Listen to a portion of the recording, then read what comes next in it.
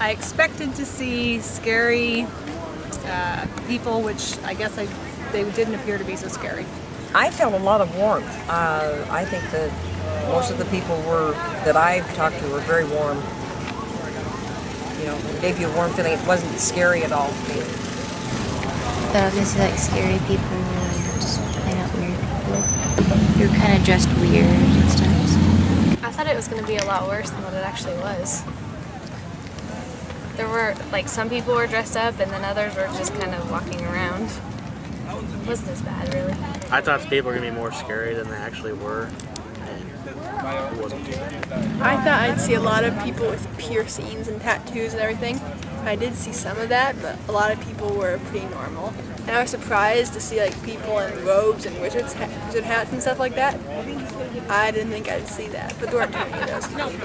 I was kind of surprised. I thought there would be big fires and people dancing around the fire and all the incantations and the witches and the warlocks and doing all their witchy stuff, but it was kind of interesting to see all these people and their religions and their beliefs that it's all kind of cool and kind of psychedelic, like the Woodstock 60s type stuff, and it's, you don't quite feel as ill at ease as you would, except that there's that dark undertow of things, but it's not quite the scariness that I thought it might have been.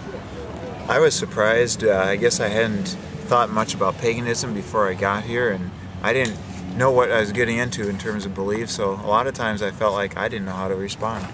I wasn't sure what to expect, but it was amazing that there were a lot of people that you would not expect as being pagans by just looking at them, and then there were others that were quite colorful. It's like any other group of society. There are those that want to show off and stick out, in a crowd, and then there are the others that are just blenders, like some of us. When I came here, I was didn't really exactly know what to expect. I kind of thought there'd be a lot of, witches, like they always say, people dancing around, trying to put spells on people. And I thought they'd all be these people that were really, strange and far out, and they believed this stuff, and they were dead. They were real serious, but it seemed like a lot of they're just normal people. Some of them were serious about it, some of them weren't. I also felt that was kind of ill-equipped. One guy we were talking to, he studied pretty much every religion on the face of the planet. I mean, he's talking about these different religions and how they conflict and how they're together, and I just didn't know how it was interesting. Well, I didn't quite expect what it was going to be, because I figured it was going to be witches and warlocks, different beliefs that are there, and it's pretty different to be in. Michael and I walked up to this guy who looked like a wizard, and he had a big gray beard and long gray hair, and this huge wizard hat, and he was dressed in a kind of purple robe with stars on it, and we're like, oh, this is going to be interesting. So I walked up and asked if he was a wizard, and he said, oh, yes, I am a wizard. And I was like, oh, okay. And I said, I'm from Nebraska, I'm kind of new at this. What is this? Are you pagan? And what is paganism? He said, oh, yes, I'm pagan. And he gave me the whole spiel on paganism and how different religions, paganism was like the foundational religion, and then all these other religions came in and killed everybody that wasn't pagan. And that's why it kind of died out. And, Christians, Hindus, Muslims, all these people were out there to kill pagans, and pagans were just trying to live their life.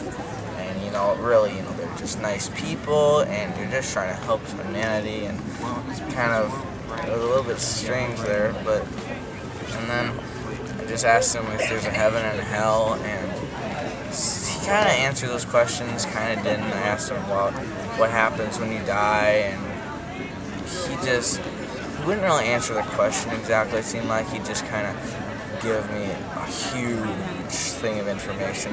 Never really answered the question. And so I said, this has been really interesting talking to you. And then Michael jumped in with a good person test. And yeah, he lied when he was younger. And he thought lying was generally a long thing. And the only time it's okay to lie is if, there's a family hiding under the floorboards and a mass murderer comes in and says, where are they? And then you lie. And that's the good time to lie to protect them.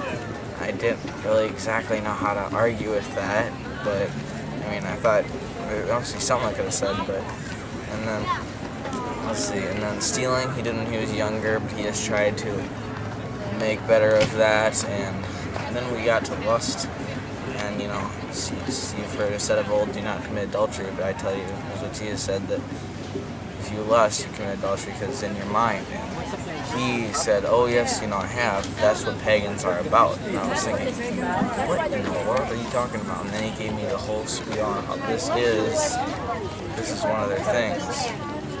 And this is like one of their pillars. And he wouldn't, and of course, then after that, he wouldn't let us get back to the good person test. So I handed him Gospel of John, and he gave me his business card, and he told me that he started the longest running pagan publication called The Green Egg. He's also been out of St. Louis for 40 years. I asked where he was, and he was in California starting a